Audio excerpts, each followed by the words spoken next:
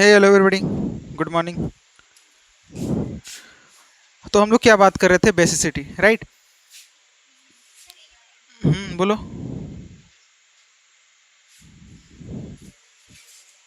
बोल रहे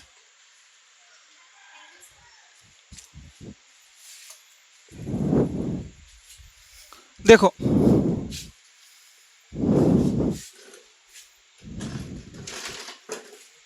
हम लोग क्या देख रहे थे? Basicity, right? तो बेसिसिटी को अफेक्ट करने के लिए कौन कौन से फैक्टर थे? एक जो था हमारे पास में, क्या था? इलेक्ट्रोनेगेटिविटी, है ना? दूसरा क्या था हमारे पास में? कि चार्ज स्पीसीज जो होते हैं as compare to the second factor क्या था? कि चार्ज वाले क्या होते हैं? इलेक्ट्रोनेगेटिविटी में क्या बात थी?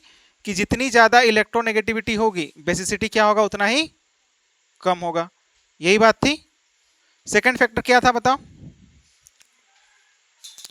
कि चार्ज्ड वाला जो होता है हमारे पास में, चार्ज्ड मॉलिक्यूल का बेसिसिटी क्या होता है? ज़्यादा होता है as compare to the neutral, है ना? और थर्ड में क्या आ रहा था हमारे पास में? रेजोनांस। रेजोनांस में क्या बात किया हम लोगों ने? कि डीलोकलाइज्ड वाले जो होंगे उनका बेसिसिटी कम होगा, या फिर आप बोल सकते हो कि लोकलाइज्ड वाले का बेसिसिटी ज़्यादा होता है as compare to the delocalized. और रेजोनांस के बाद आता है हमारे पास में क्या? इंडक्टिव, है ना? इंडक्टिव में क्या बात थी बताओ तो? कि प्लस आई जो होता है वो बेसिक स्ट्रेंथ को क्या करता है? इंक्रीज करता है। Plus I effect basic strength को इंक्रीज करता है। एंड माइनस आई, माइनस आई क्या करता है रे? डिक्रीज करेगा। यही बातें थी ना? अब और एक फैक्टर इसमें जोड़ दो, ठीक है ना? बेसिसिटी को अफेक्ट करने वाले ये सारे फैक्टर थे, इसमें और एक फैक्टर जोड़ दो, और वो फैक्टर क्या है हमारे पास में? हाइब्रिडाइजेशन। क्या है? हाइब्रिडाइजेशन। ठीक है, तो लिख लो फिफ्थ फैक्टर,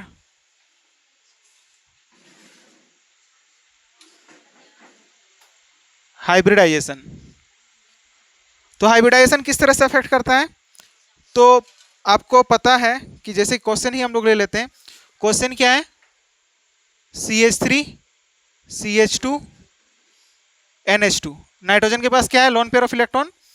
दूसरा क्या है? CH3 CH double bond NH। Nitrogen के पास क्या है? Lone pair of electron. And third one is the CH3 carbon triple bond nitrogen. तो अब देखो, यहां पर नाइट्रोजन जो कि लोन पेयर का डोनेशन करने वाला है, ये वाला नाइट्रोजन कौन सा हाइब्रिडाइज्ड है? sp3। और ये वाला नाइट्रोजन कौन सा हाइब्रिडाइज्ड है? sp2। And this nitrogen is sp hybridized, right? यही बात है। और आपको अच्छे से पता है कि परसेंट एस करेक्टर अगर ज्यादा होता है तो इलेक्ट्रोनेगेटिविटी क्या होती है? ज्यादा होती है। क्या लिखोगे? परसेंट एस करेक्टर जितना ज्यादा होगा उतना ही ज्यादा क्या होती है हमारे पास में? इलेक्ट्रोनेगेटिविटी रही होती है। बोलो, बात समझ में आ रही है? तो हम लोग बोल सकते हैं कि यहाँ पर ये वाला जो नाइट्रोजन होगा इसकी इलेक्ट्रोनेगेटिविटी क्या होगी? मैक्सिमम होगी। तो इलेक्ट्रॉन होल्डिंग कैपेसिटी क्या होगा? ज्यादा होगा। और इलेक्ट्रॉन होल्डिंग कैपेसिटी ज्यादा मतलब donation come. A B C में से सबसे ज्यादा हमारे पास में डोनेशन कौन कर पाएगा? ए, फिर बी और उसके बाद में सी। क्योंकि ये जो नाइट्रोजन है वो कैसा हाइब्रिडाइज्ड है? sp हाइब्रिडाइज्ड है। तो इसकी इलेक्ट्रोनेगेटिविटी क्या होगी? सबसे ज्यादा होगी, है ना? तो बोल सकते हैं क्या कि नाइट्रोजन sp जो है वो ज्यादा इलेक्ट्रोनेगेटिव है as compare to the nitrogen sp2। And फिर हमारे पास में नाइट्रोजन sp3। बोलो, बात समझ में आ रही है? तो यही बात आपको ध्यान में रखनी है। अब हम लोग क्या करेंगे? स्केल, ठीक ना? स्केल क्या मेजर करने के लिए, मतलब बेसिक स्ट्रेंथ को मेजर करने के लिए स्केल क्या रहा होता है? जिस तरीके से हमारे पास में क्या था एसिड में था ना, उसी तरह से हम लोग बेस में भी बात करेंगे कि पीके क्या होता है। वहां पर पीके था, यहाँ पर हम लोग क्या बात करेंगे? पीके बी, ठीक है ना? के बी से रिप्लेस कर देंगे, के इक्विलिब्रियम को के बी से रिप्लेस कर देंगे और पीके को हम लोग पीके बी बोलेंगे, ठीक है ना? पोटेंशियल ऑफ ए बेस, ठीक है ना? Dissociation constant. तो लिखो, हो गया है इतना लिखना।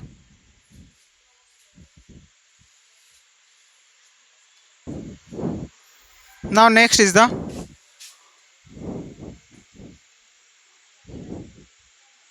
scales to measure basic strength. तो स्केल क्या रहा होता है हमारे पास में, के बी। क्या रहा होता है, के बी। तो लिखो K B. What is K B? The basic dissociation constant is K B. क्या लिखोगे? The basic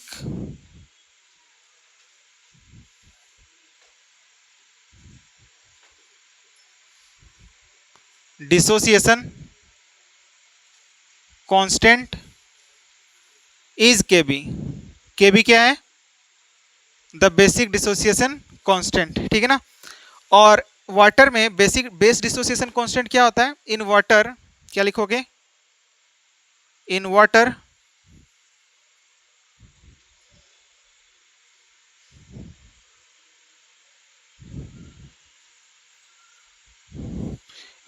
the base dissociation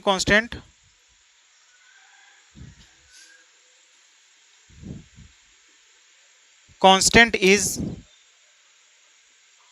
how a base dissociate into its component. How a base dissociates into its component.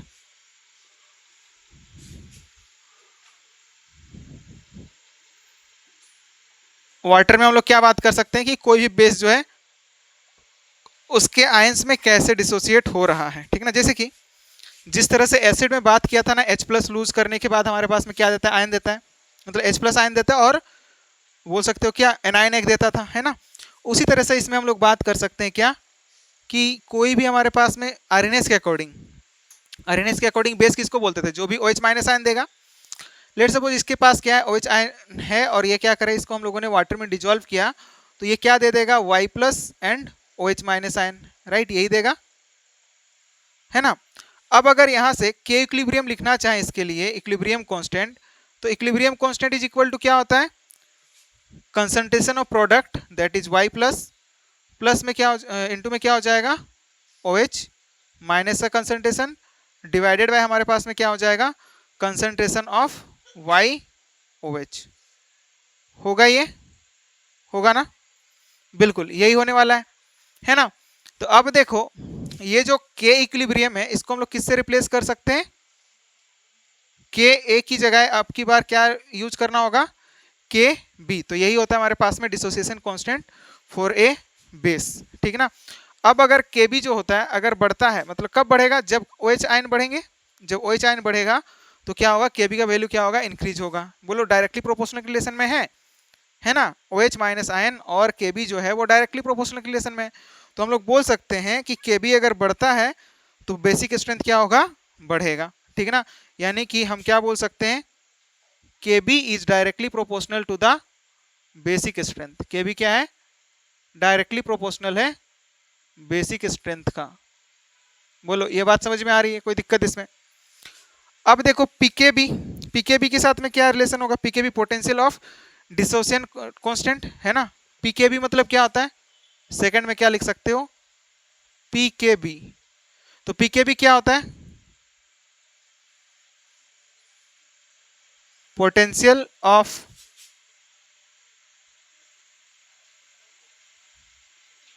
Dissociation constant of base. तो अब बताओ क्या हो जाएगा? PKb के साथ में क्या रिलेशन होता है? पीकेबी इज इक्वल टू क्या होता है? माइनस ऑफ लॉग ऑफ के बी। होगा ये? यही फॉर्मूला था ना हमारे पास में, याद करो एसिड वाले केस में भी हम लोगों ने डिस्कस किया था। तो अब यहां से क्या लिख सकते हैं हम लोग? के बी के क्या होता है? इनवर्सली प्रोपोर्शनल होता है क्या? पी के बी होता है कि नहीं?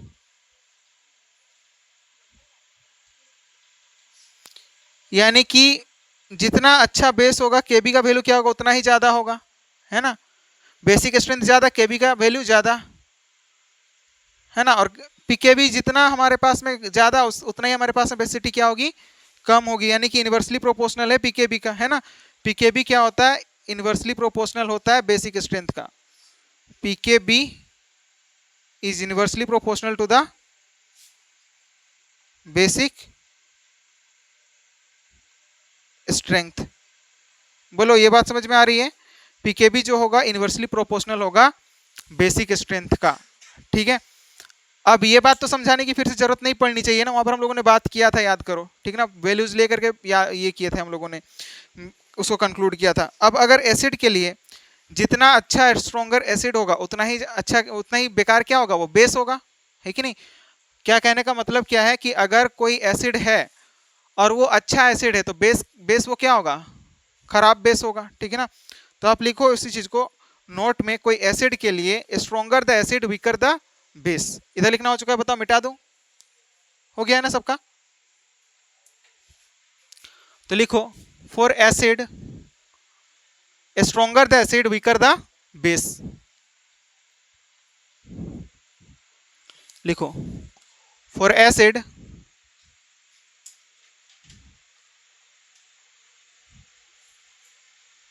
Stronger the acid weaker the base, यही बात है ना?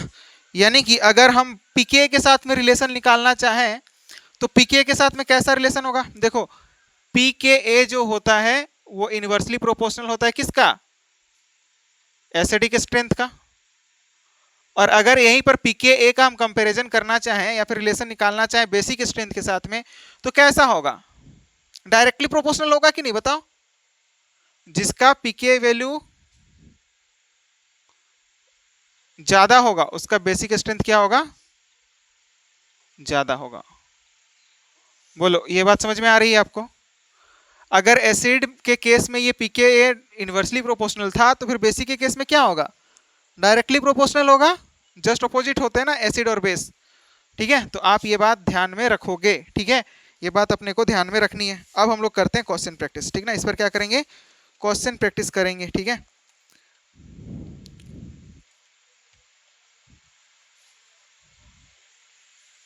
इधर लिखना हो गया नहीं भाई? तो लिखो, एक क्वेश्चन लिखो पहले। एक है हमारे पास में RnH2, क्वेश्चन क्या है? RnH2, दूसरा क्या है? NH3, और तीसरा क्या है? एनिलीन। तो आपको बताना है कि यहां पर बेसिक स्ट्रेंथ जो है सबसे ज्यादा किसका होगा? A, B और फिर हमारे पास में C है। तो बताओ इसमें बेसिक स्ट्रेंथ क्या निकल के आएगा? ये देखो, ये क्या हमारे पास में एल्काइल अमीन है ना? अल्काइल अमाइन है कि नहीं? और ये अमोनिया है और ये क्या है? एनिलीन है। तो आप देखो कि ये वाला जो दोनों लोन पेयर है ना, ये वाले दोनों लोन पेयर क्या है? ये वाले दोनों लोन पेयर कैसे हैं? लोकलाइज्ड हैं। These lone pairs are localized. ये लोन पेयर कैसे हैं? लोकलाइज्ड हैं। Where is this lone pair is delocalized. ये वाला क्या है? डीलोकलाइज्ड है। This lone pair is delocalized. तो अब आप ही बता दो हमें कि लोकलाइज्ड वाले का बेसिसिटी ज्यादा होता है कि डीलोकलाइज्ड वाले का? लोकलाइज्ड वाले का ज्यादा होता है। तो यहाँ पर क्या होगा? इन दोनों का तो ज्यादा होगा इसके कंपैरिजन में, ठीक है? तो अब इन दोनों में किसके कैसे देखेंगे हम लोग? तो आप देखो कि ये वाला जो आर ग्रुप लगा होगा एल्काइल ग्रुप है, और आपको पता है कि एल्काइल ग्रुप कैसे होते हैं? Plus I effect showing group होते हैं। क्या होते हैं? प्लस आई। तो ये प्लस आई शो करेगा। अब प्लस आई शो करेगा तो मतलब क्या हमारे पास में यहाँ पर इलेक्ट्रॉन डेंसिटी को इंक्रीज करेगा, तो डोनेशन क्या होगा? ज्यादा अच्छा होगा। यानी कि बेसिसिटी किसकी ज्यादा होगी? ए की ज्यादा होगी। बेसिसिटी क्या होगी? ए की ज्यादा होगी as compare to the B, and B का ज्यादा होगा सी से, ठीक है ना? बोलो बात समझ में आई है? आई कि ना आई? आई ना? हाँ, क्योंकि यहाँ पर प्लस आई इफेक्ट लगा रहा है। हम लोगों ने लास्ट क्लास में ही बात किया था कि प्लस आई इफेक्ट जो होता है वो इलेक्ट्रॉन डेंसिटी इंक्रीज करता है, और इलेक्ट्रॉन डेंसिटी इंक्रीज करता है तो बेसिसिटी क्या करेगा? इंक्रीज करेगा। Whereas minus I effect जहां पर लग रहा होगा बेसिसिटी वहां पर क्या होगी? कम होगी, ठीक है ना? डिक्रीज होगी। ये बात हम लोगों ने लास्ट क्लासेस में किया था। अब पीकेबी का ऑर्डर लिखने के लिए कहा जाएगा, तो पीकेबी का ऑर्डर, पीकेबी का ऑर्डर क्या हो जाएगा?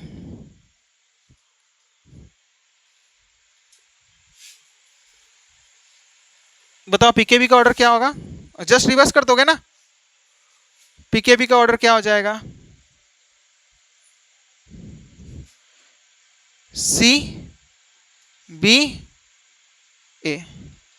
और यहीं पर पीके का ऑर्डर पूछा जाता तो जो बेसिक स्ट्रेंथ है हमारे पास में, बेसिक स्ट्रेंथ पीके का क्या था हमारे पास में, डायरेक्टली था ना हमारे पास में, तो आप लिख सकते हो क्या, पीके ए वैल्यू क्या होगा हमारे पास में, हाँ पीके बी, हाँ पीके का ऑर्डर क्या हो जाएगा बताओ,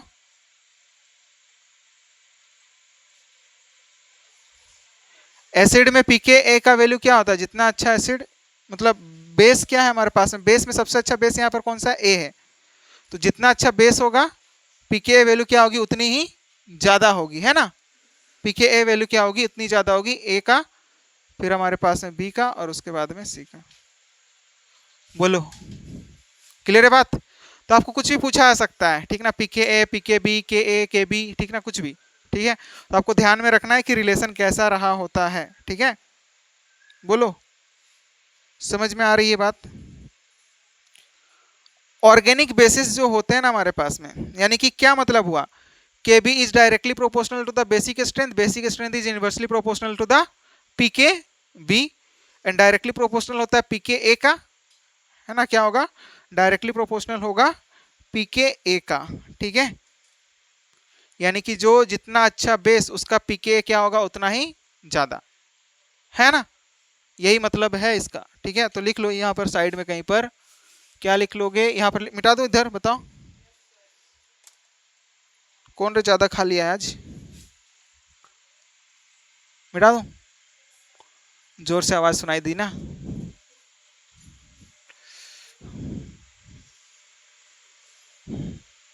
देखो अब देखो क्या देखोगे, नोट में इस बात को याद रख लेना,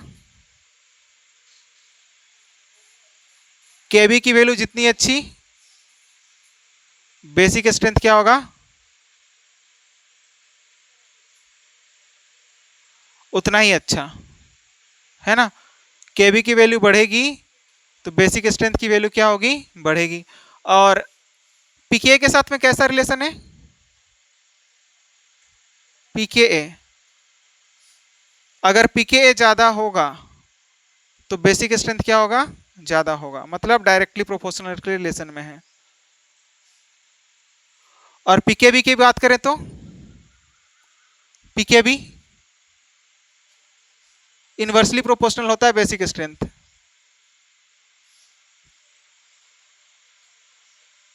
है ना, और ठीक है, तो के ए के साथ में कैसा रिलेशन होगा बेसिक स्ट्रेंथ का, के ए का कैसा रिलेशन होगा,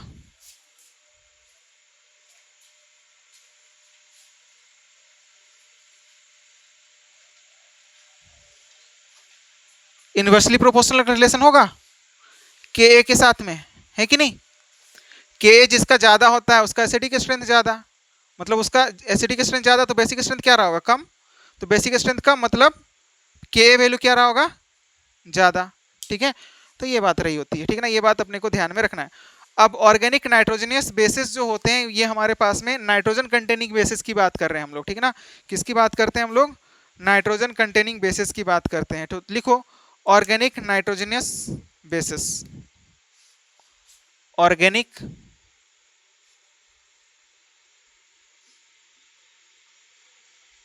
नाइट्रोजनस बेसिस, और वो क्या क्या है, सबसे पहले तो है हमारे पास में एलिफेटिक अमीन, सबसे पहला क्या है aliphatic Amin, first one is the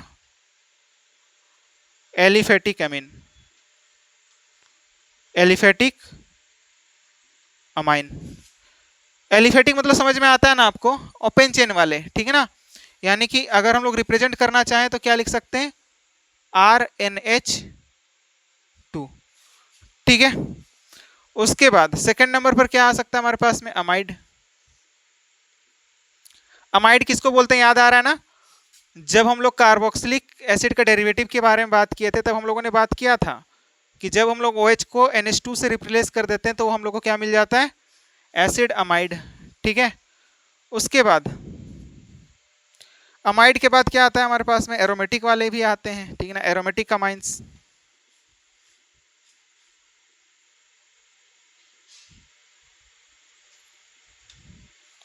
aromatic amine मतलब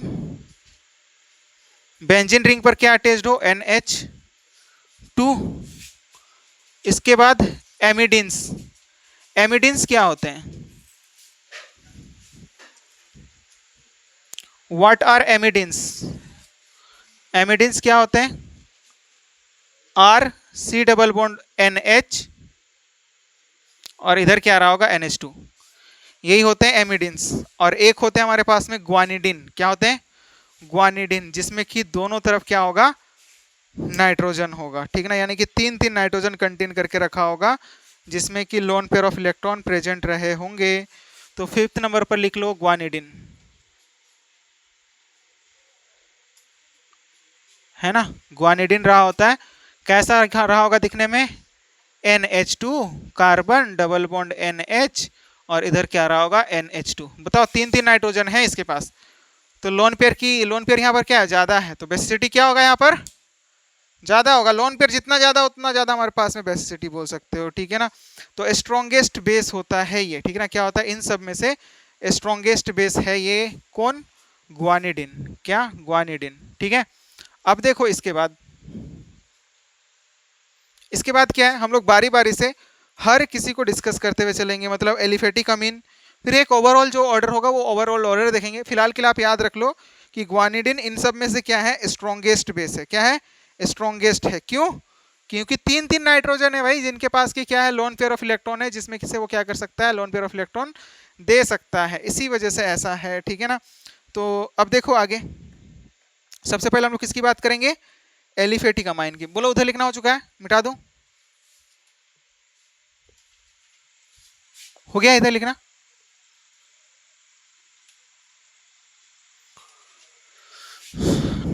first is the aliphatic amine.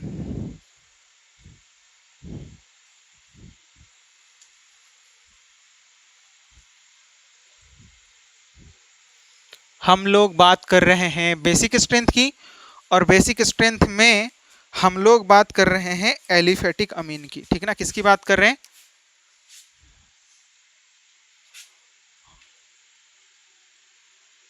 Basic strength की बात कर रहे हैं, और इसमें हम लोग किसकी बात कर रहे हैं, एलिफेटिक अमाइन की बात कर रहे हैं, राइट। तो एलिफेटिक अमाइन में हमारे पास में क्या बात रही होती है, तो यहां पर डिसाइडर फैक्टर जो होता है ना, डिसाइडिंग फैक्टर, वो क्या होता है हमारे पास में, फेज। क्या होता है, फेज। कि फेज क्या दिया गया है, अगर हमारे पास में गैसियस फेज है, अगर क्या है, गैसियस फेज। अब देखो, अमाइन हमारे पास में 3 डिग्री तक हो सकता है, 1 degree, 2 degree, 3 degree, 3 degree amine तक हो सकता है। यानी कि क्या हो सकता है हमारे पास में, पहले तो अमाइन लिख लो कि जैसे कि RnH2,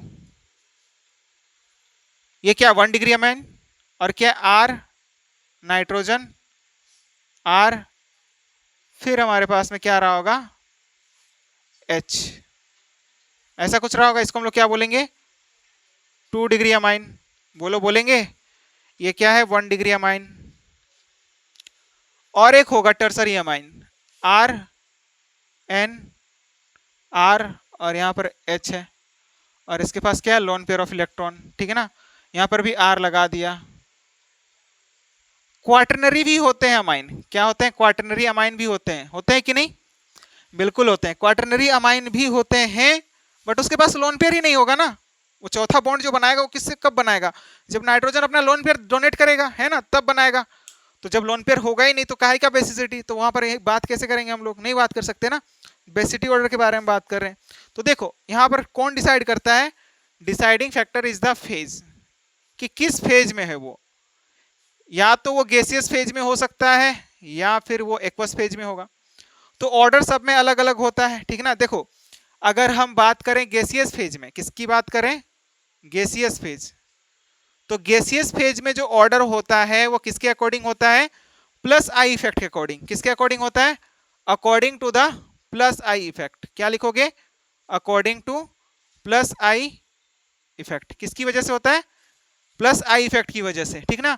तो लिखो, प्लस आई अगर इंक्रीज होगा, क्या होगा, प्लस आई अगर इंक्रीज होगा तो बेसिक स्ट्रेंथ क्या होती है, बढ़ती है। हम लोगों ने अभी भी बात किया था ना कि प्लस आई ज्यादा तो बेसिक स्ट्रेंथ ज्यादा।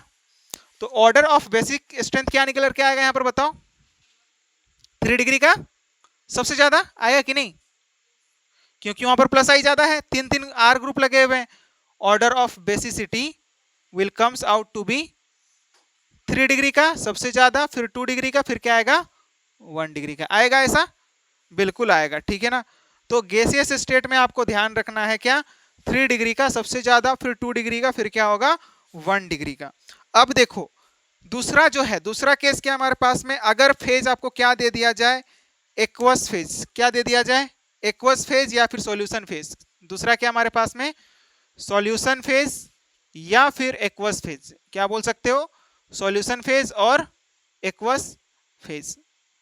तो अब देखो कि जो सॉल्यूशन फेज होते हैं ना, यानी कि एक्वस फेज जो होता है, उसमें हम लोग को ध्यान ये रखना है कि R is equal to M है या फिर नहीं है, ठीक है ना।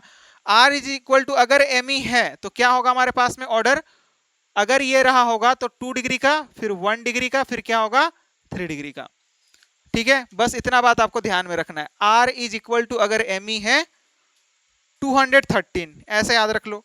और R is equal to not M जब रहा होगा 231, ठीक है ना। क्या लिख लोगे? R इज इक्वल टू क्या रहा होगा, सॉरी ये इक्वल टू में होता है, ठीक है ना। R is equal to M ही रहा होगा 213 तब होता है। R is not equal to ME, then it will be 2, 3 and फिर हमारे पास में क्या आएगा 1, 231, ऐसा याद रख लो। क्या याद रख लोगे? 231।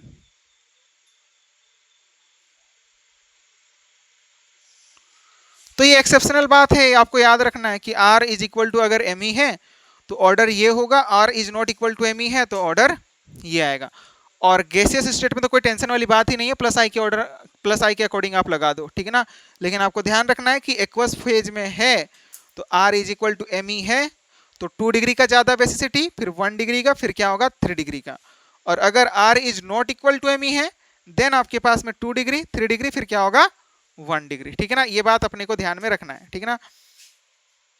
और एक्सप्लेनेशन की बात करूं ना मैं, तो एक्सप्लेनेशन के अकॉर्डिंग हमारे पास में बात जो रही होती है वो क्या बात रही होती है कि यहाँ पर हमारे पास में हाइड्रोजन बॉन्डिंग, एक्वस फेज की जब बात आती है ना, तो हाइड्रोजन जब रहा होता है ना, वो क्या करता है? हाइड्रोजन बॉन्डिंग करता है। क्या करता है?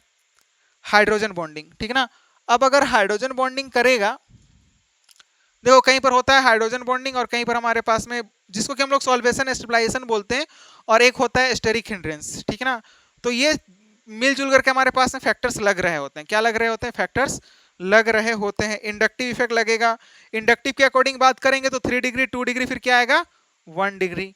और अगर हम लोग स्टेबलाइजेशन, हाइड्रोजन बॉन्डिंग के स्टेबलाइजेशन के अकॉर्डिंग बात करेंगे, सॉल्वेशन एनर्जी के अकॉर्डिंग बात करेंगे, तो वहां पर क्या होगा कि नाइट्रोजन के पास हाइड्रोजन जितना ज्यादा होगा, हाइड्रोजन बॉन्डिंग क्या होगा उतना ही ज्यादा होगा, ठीक है ना। क्योंकि नाइट्रोजन से हाइड्रोजन जुड़ा हुआ है, मतलब क्या कि इलेक्ट्रोनेगेटिव एटम से हाइड्रोजन जुड़ा हुआ है। और H2O में अगर हम लोग ऐड करेंगे उसको, ठीक है ना, एक्वस सॉल्यूशन मतलब किसकी बात हो रही है? वाटर में रहा होगा वो, तो वाटर में रहा होगा तो वाटर मॉलिक्यूल जो होता है वो क्या देगा? स्टेबलाइजेशन देगा, उसको क्या देगा? स्टेबिलिटी देगा, ठीक है ना। तो स्टेबिलिटी देने की वजह से वहां पर हमारे पास में बेसिक स्ट्रेंथ जो है वो क्या हो जाता है? ज्यादा हो जाता है। मतलब बोल सकते हो क्या कि एक जगह पर 3 हाइड्रोजन बॉन्डिंग बनेंगे 3 डिग्री वाले में, ठीक है ना। मतलब एक में 3 हाइड्रोजन बॉन्डिंग बनेंगे, एक में 2 बनेंगे, एक में हमारे पास में एक ही बन रहा होगा 3 डिग्री अमीन में, ठीक है ना। टर्सरी अमीन जो होगा उसमें एक ही बन रहा होता है, ठीक है ना। तो ये उसकी वजह से ये सब आपके पास में रहा होता है, ठीक है ना। उसकी वजह से ये रीजन रहा होता है कि यहाँ पर ये डिफरेंस आपको देखने को मिलता है। फिलहाल आप यही याद रखो, क्योंकि आपको रीजन नहीं पूछा जाने वाला कि किस वजह से होता है ऐसा, ठीक है। आपको यही बात ध्यान में रखना है कि किसकी ऑर्डर कब ऑर्डर कैसी होगी, बस यही ध्यान में रखना है। क्योंकि आपको कभी भी यहाँ पर ये नहीं पूछा जाने वाला है कि क्यों होता है। लेकिन फिलहाल के लिए हमने क्या बता दिया? Solvation stabilization energy. सॉल्वेशन मतलब क्या? H2O क्या है हमारे पास में? सॉल्वेंट है ना। तो सॉल्वेंट क्या देता है? स्टेबिलिटी देता है। क्या देता है? स्टेबिलिटी देता है। तो इसी वजह से, ठीक ना, वहां पर भी हमारे पास में ऑर्डर क्या आएगा? स्टेबिलिटी की वजह से ऑर्डर जो होता है हमारे पास में 1 डिग्री, 2 डिग्री, फिर 3 डिग्री आता है। क्योंकि 1 डिग्री वाला जो अमीन होगा ना, 1 डिग्री अमाइन जो होगा वो क्या होगा? ज्यादा हाइड्रोजन बॉन्डिंग बनाएगा, ठीक ना। तो वहां पर जितना ज्यादा सॉल्वेशन का स्टेबलाइजेशन एनर्जी रहा होगा उतना ही ज्यादा क्या होता है हमारे पास में? उसकी बेसिक स्ट्रेंथ होती है, ठीक है ना। H+ एक्सेप्ट करेगा ना, देखो यार देख ही लो आप, देख लो, थोड़ा समझ ही लो बात को। लेकिन देखो मतलब समझने से कोई बहुत बड़ी चीज नहीं हो जाने वाली है, आपको याद ही रखना पड़ेगा ये चीज, ठीक है ना। समझ जाओगे तो भी आपको कोई ज्यादा फर्क नहीं पड़ने वाला है, ठीक है, आपको याद ही रखना पड़ेगा। मिटा दो इधर। हम किसकी बात करें देख लो एक बार, थोड़ा सा बस जान लो कि क्या होता है क्या।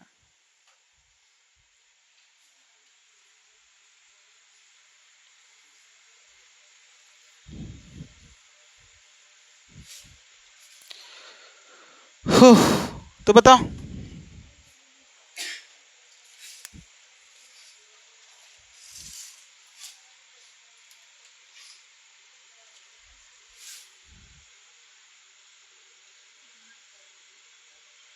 बेसिसिटी ऑफ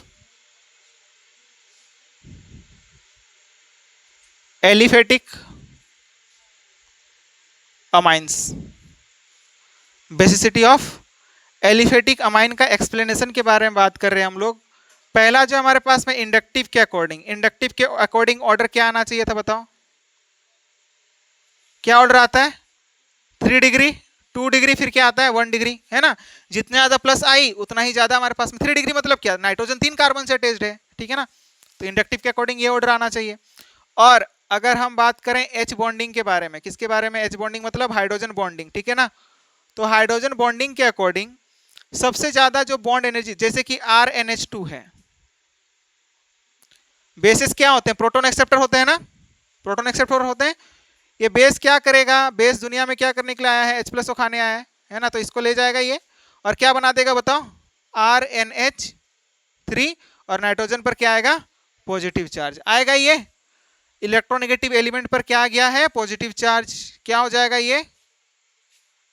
ऐसा ऐसा होने पर क्या होता है? इलेक्ट्रोनेगेटिव एटम जो है वो क्या हो जाएगा? पागल हो जाएगा ना, कि मतलब उसके पास इलेक्ट्रॉन की कमी हो गई। वो इलेक्ट्रॉन रखने की टेंडेंसी रखने वाला, उसके पास क्या हो गया है? इलेक्ट्रॉन की कमी हो गई है। तो अब क्या होगा बताओ? तो ये क्या करेगा? हाइड्रोजन बॉन्डिंग का फॉर्मेशन करेगा। इसको आप दिखाना चाहोगे तो आप ऐसे दिखा सकते हो, R नाइट्रोजन, और यहां पर क्या अटैच्ड है? 3 हाइड्रोजन अटैच्ड है। नाइट्रोजन पर क्या है? Plus charge. तो ये क्या करेगा? हाइड्रोजन के इलेक्ट्रॉन पेयर को अपनी तरफ पुल करेगा और हाइड्रोजन पर क्या चार्ज छोड़ेगा? Partial positive charge. यहां पर भी पार्शियल पॉजिटिव चार्ज और यहां पर भी पार्शियल पॉजिटिव चार्ज। बोलो ऐसा आएगा। अब H2O है, H2O जो होता है हमारे पास में, H2O के पास डाइपोल मोमेंट होगा। ऑक्सीजन के पास अगर H2O की बात करें तो H2O में कुछ ऐसा रहा होता है कि नहीं? हाइड्रोजन से इलेक्ट्रॉन पेयर को अपनी तरफ पुल कर रहा होगा ऑक्सीजन, इस पर क्या होगा? पार्शियल नेगेटिव चार्ज, इस पर क्या होगा? पार्शियल पॉजिटिव, इस पर क्या होगा? Partial positive. बोलो होगा ऐसा? होगा कि नहीं? अब ऑक्सीजन पर अगर नेगेटिव चार्ज है तो ये क्या कर लेगा? इसको स्टेबिलिटी देगा ऑक्सीजन की तरफ से। यहां पर क्या हो जाएगा? OH2। और यहां पर क्या करेगा? ये हाइड्रोजन बॉन्डिंग कर लेगा। क्या कर लेगा? OH2 पार्शियल नेगेटिव, यहां पर से क्या कर लेगा? OH2 पार्शियल नेगेटिव, और यहां पर भी क्या रहा होगा? OH2। बोलो ऐसा रहा होगा, है कि नहीं? तो बोलो हम लोगों ने क्या बात किया था कि ये क्या है? अगर बेस है, बेस ने प्रोटॉन एक्सेप्ट करने के बाद क्या बनाया? Conjugate acid. कॉन्जुगेट एसिड जितना ज्यादा स्टेबल उतना ही अच्छा क्या होगा? बेस, है ना। यही बात थी हमारे पास में। अब देखो अगर ये 1 डिग्री है, अगर हम 2 डिग्री को लेकर के आएंगे तो 2 डिग्री, अब यहां पर से 3 तरफ से हाइड्रोजन बॉन्डिंग कर पा रहा नहीं है। अब अगर मान के चलो कि हम क्या करें ना, 2 डिग्री वाले को लेकर के आए, RnH, और यहां पर क्या हो गया? R। तो इसमें से अगर हम प्रोटॉन के साथ में अगर ये रिएक्ट करेगा, मतलब बोल सकते हो क्या, प्रोटॉन एक्सेप्ट करने के बाद ये हमारे पास में क्या बना लेगा? RnH, और इधर क्या रहा होगा? R। और यहां पर क्या रहे होंगे? 2 हाइड्रोजन रहे होंगे। बोलो रहे होंगे। तो दो तरफ से ये क्या करेगा? हाइड्रोजन बॉन्डिंग करेगा। करेगा कि नहीं? दो तरफ से ये क्या करेगा? हाइड्रोजन बॉन्डिंग करेगा। बोलो करेगा, है ना। तो इसमें हाइड्रोजन बॉन्डिंग ज्यादा तो स्टेबिलिटी ज्यादा, है ना। और इसके बाद हमारे पास में अगर 3 डिग्री वाले की बात करें, ये 2 डिग्री था ना, और 3 डिग्री वाला कैसा रहा होगा? 3 हमारे पास में क्या लगे होंगे? अल्काइल ग्रुप अटैच्ड होंगे। जब ये प्रोटॉन एक्सेप्ट करेगा, जब ये प्रोटॉन क्या करेगा? इस हाइड्रोजन को देगा, H+ को देगा, तो क्या बनाएगा? R नाइट्रोजन, R, और इधर क्या रहा होगा? R, और इधर क्या रहा होगा? हाइड्रोजन। तो अब क्या लगेगा यहाँ पर? अगेन हाइड्रोजन बॉन्डिंग की बात करें तो इसमें क्या हो जाएगा? एक ही हाइड्रोजन बॉन्डिंग बन रहा होगा, है कि नहीं? तो बताओ सबसे ज्यादा स्टेबल कौन सा हो रहा है? 1 डिग्री वाला ना, सॉल्वेशन एनर्जी सबसे ज्यादा किसके पास है? 1 डिग्री वाले के पास में, या फिर सॉल्वेशन स्टेबलाइजेशन जो है सबसे ज्यादा किसके पास है? इस 1 डिग्री वाले अमीन के पास में सबसे ज्यादा है। ठीक है, तो according to this hydrogen bonding के अकॉर्डिंग अगर हम बात करना चाहेंगे तो क्या ऑर्डर निकल करके आएगा बेसिसिटी का? बताओ, बेसिसिटी का जो ऑर्डर निकल करके आता है इसके अकॉर्डिंग 1 डिग्री क्या निकल करके आ रहा है? 1 डिग्री, 2 डिग्री और फिर क्या आएगा? 3 डिग्री। ठीक है ना, तो देखो जो इंडक्टिव के अकॉर्डिंग आ रहा था और जो हमारे पास में हाइड्रोजन बॉन्डिंग के अकॉर्डिंग आ रहा है वो इंटायरली क्या है? डिफरेंट है। ठीक है ना, just opposite of each other है। ठीक है ना, जस्ट अपोजिट ऑफ क्या है? ईच अदर है। ठीक है ना, और एस्टेरिक हिंड्रेंस ऑफ वाटर की वजह से भी हमारे पास में ऑर्डर जो है वो क्या निकल के आएगा? एस्टेरिक हिंड्रेंस ऑफ, नेक्स्ट जो फैक्टर रहा होता है हमारे पास में एस्टेरिक हिंड्रेंस, तो steric hindrance to water is less, least मतलब किसमें होगा हमारे पास में? इसमें होगा ना, एस्टेरिक हिंड्रेंस सबसे कम इसमें ही होगा, इसमें सबसे कम होगा। वाटर अच्छे से हाइड्रोजन बॉन्डिंग कहां पर कर पाएगा? यहां पर कर पाएगा ना। बाद बाकी में तो एल्काइल ग्रुप जो होता है ना, alkyl groups are hydrophobic in nature. Oil क्या होते हैं? ऑयल जो होते हैं वो क्या होते हैं? एल्काइल चेन ही तो होते हैं ना, कार्बन के चेन ही तो होते हैं। तो ऑयल को अगर आप पानी में डिजोल्व करते तो मतलब क्या डिजोल्व हो जाते हैं क्या? सोल्यूबल हो जाते हैं क्या? नहीं होते हैं ना, हाइड्रोफोबिक नेचर के होते हैं, मतलब वाटर रिपेलिंग होते हैं वो। ठीक है ना, क्या होते हैं? वाटर रिपेलिंग होते हैं। ठीक है ना, वाटर हेटिंग होते हैं। ठीक है ना, तो अगर हम बात करेंगे एस्टेरिक हिंड्रेंस के अकॉर्डिंग, किसके अकॉर्डिंग? एस्टेरिक हिंड्रेंस के अकॉर्डिंग, तो भी ऑर्डर क्या निकल करके आएगा? जो ऑर्डर हाइड्रोजन बॉन्डिंग के अकॉर्डिंग निकल करके आया है वैसा ही क्या होगा हमारे पास में? किसके अकॉर्डिंग होगा? किसके अकॉर्डिंग होगा? और एक एस्टेरिक हिंड्रेंस।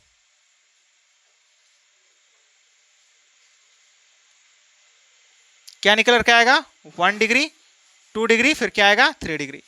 तो देखो जस्ट क्या हो गए? एक दूसरे के रिवर्स हो गए हैं, है ना।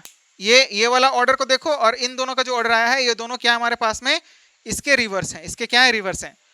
तो जब ऐसा कुछ हो रहा होता है साइंस वाले फील्ड में कि जब कभी भी ऐसा होगा कि क्या होगा, जस्ट ऑपोजिट आ रहे होंगे, तो हम लोग क्या करते हैं, मतलब बोल सकते हो क्या, जो बीच वाला होता है ना उसको हम लोग क्या करते हैं? विनर घोषित कर देते हैं। ठीक है ना, तो बस इसीलिए हमारे पास में 2 डिग्री जो है वो क्या होता है? ज़्यादा होता है। अब बताओ कि ये बात ज़्यादा अच्छी है कि ये बात ज़्यादा अच्छी है? ये बात ज़्यादा अच्छी है ना। सीधी बात क्या कर लें हम? याद कर लें। ठीक है ना, कि हमारे पास में जब r is equal to M E होगा तो 2 डिग्री, 1 डिग्री, देन क्या होगा? 3 डिग्री होगा। और अगर r is not equal to M E होगा देन 2 डिग्री, 3 डिग्री, देन क्या होगा? 1 डिग्री। तो आप इस वाले बात को याद रखो, इस वाले बात को याद रखने की जरूरत नहीं है। ठीक है ना, फिर भी मैंने आपको बता दिया कि क्या बात रही होती है। आप देख लो, अगर आपको समझ में आती है तो ठीक बात है, नहीं आती है तो भी ठीक बात है। आपसे क्या बननी चाहिए? क्वेश्चन बननी चाहिए। ठीक है ना, बोलो बात समझ में आई? अब बात करते हैं क्वेश्चंस की। ठीक है ना, नोट करो इतना।